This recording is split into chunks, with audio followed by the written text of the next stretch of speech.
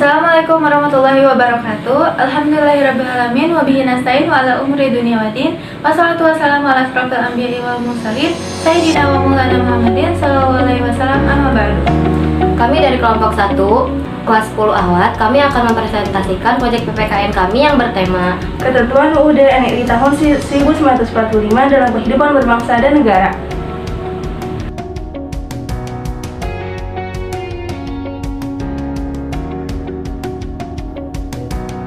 Ketentuan Undang-Undang Dasar Negara Republik Indonesia tahun 1945 dalam kehidupan berbangsa dan negara.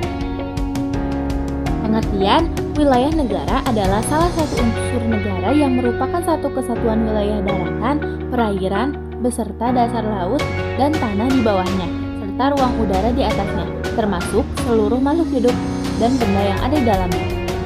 Ruang lingkup wilayah dan negara. Undang-Undang Dasar. Kewenangan pemerintah dalam mengelola wilayah negara dan kawasan perbatasan tercantum dalam peraturan mengenai batas wilayah antar negara, yaitu Undang-Undang Nomor 43 Tahun 2008 Pasal 10 Ayat 1. Kekuasaan negara atas kekayaan alam dalam wilayah negara Indonesia. Undang-Undang Dasar Negara Republik Indonesia tahun 1945 mengatur pihak yang berhak menguasai kekayaan alam Indonesia. Kedudukan warga negara Indonesia.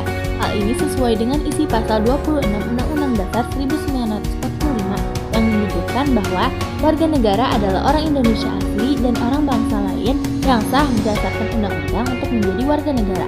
Penduduk adalah warga negara Indonesia dan orang asing yang menempati Indonesia.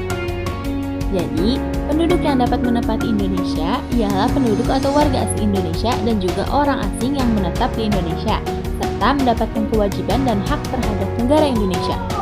Kewarganegaraan Republik Indonesia. Yang pertama, yang menjadi warga negara ialah orang-orang bangsa Indonesia asli dan orang-orang bangsa lain yang disahkan dengan undang-undang sebagai warga negara. Yang kedua, penduduk ialah warga negara Indonesia dan orang asing yang bertempat tinggal di Indonesia. Yang ketiga, hal-hal mengenai warga negara dan penduduk diatur dengan undang-undang.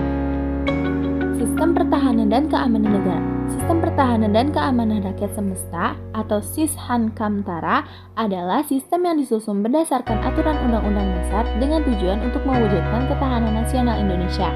Ancaman terhadap ketahanan nasional dapat datang dari luar maupun dalam negeri. Komponen pertahanan dan keamanan negara.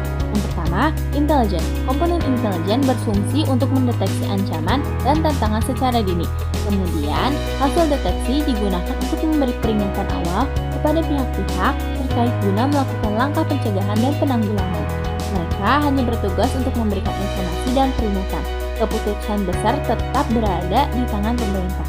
Yang kedua, pertahanan. Komponen pertahanan bertugas untuk melancarkan strategi pertahanan negara dengan menggunakan segenap kekuatan militer dan non-militer secara menyeluruh dan terpadu.